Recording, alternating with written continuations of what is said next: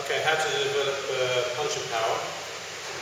The main way to have punching power is to have good body mechanics and then good timing to release your mechanics. Okay, so using our structure, we load our joints, we load our weight into our hips, we fire from the hips, we use the control of our muscle power to generate that force.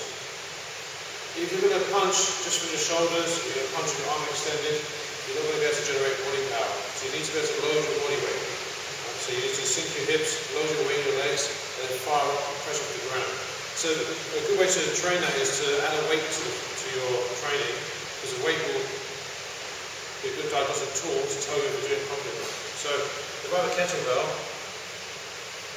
so you really want to do, I want to load my weight, I want to punch from my body, I want to punch, and I also want to release the punch and come back.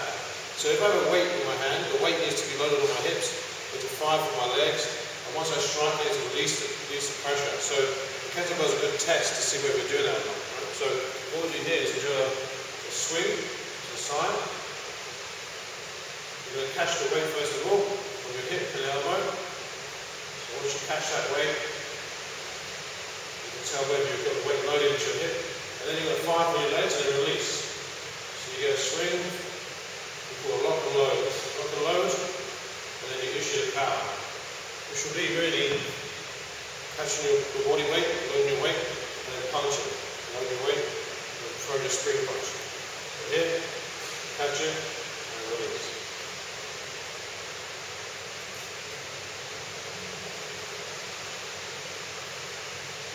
Now, another way to make sure that you're using the ground properly is to make the ground unstable. So, you can add in the Bosu. And now, the ground is more unstable. I can control my whole body weight.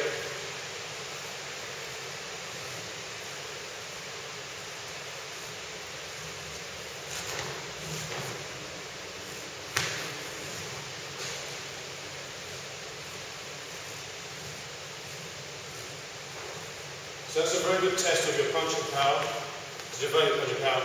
A very good test of your structure to make sure your structure is loading properly, control your weight, and fire that punch. Another way to do it as well, elbows in, sink your stance, load weight in your hips, and fire it, and then re-catch. If you're punching and you're leaning forward or you're leaning back, all the weight's going to go to your back. You're not going to hold the weight in your shoulder. You don't want any power in your shoulder. Shoulders are stability, so you want weight in your elbows and fire out.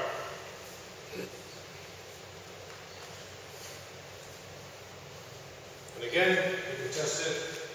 You can work on your Bosu.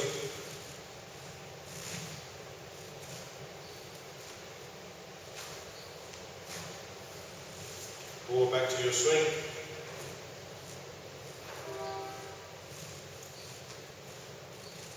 And that's a few good ways to really develop your punching power in your Wing Chun.